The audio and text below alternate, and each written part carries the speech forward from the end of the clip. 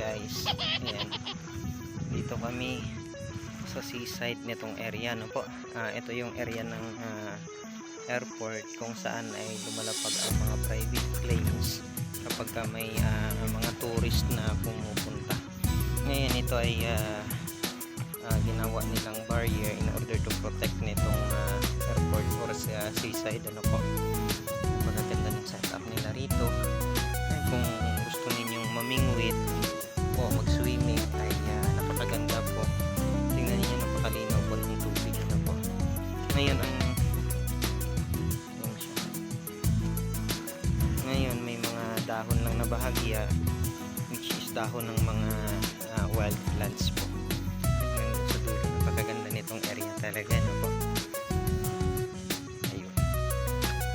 So far, for a couple of months na nandito ako sa area, this is for the first time na kinunan ko po ng documentation nito.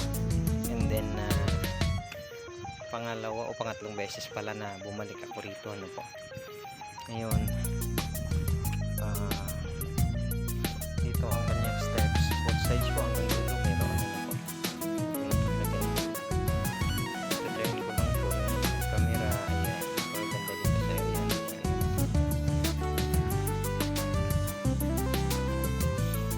Ayan yung kasama ko sa dulo na pagod. Ayan, masarap ng masyal rito mga mamsat. Talagang may enjoy mo yung lugar, yung ganda ng view, yung paligid. Bababa tayo na po.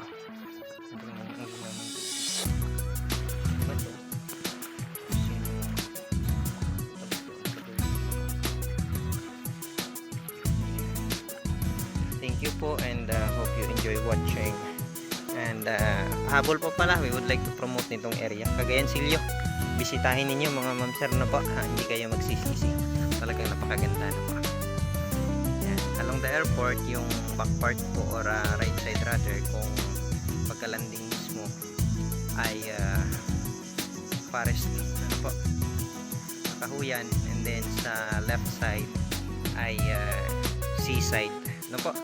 So in terms of nature and natural resources or wonders of the world, ay napakaganda talaga dito. Ayan, tingnan continuation ng ating documentation. Ito po yung airport area, more than 1 kilometer po ito. Dito po dito lumalapag ang mga private planes, tapos dito dumadaan ang mga bumisita rito sa Cagayan City, Palawan. Minsan ay depende kung saan area sila manggagaling, magta-travel sila pa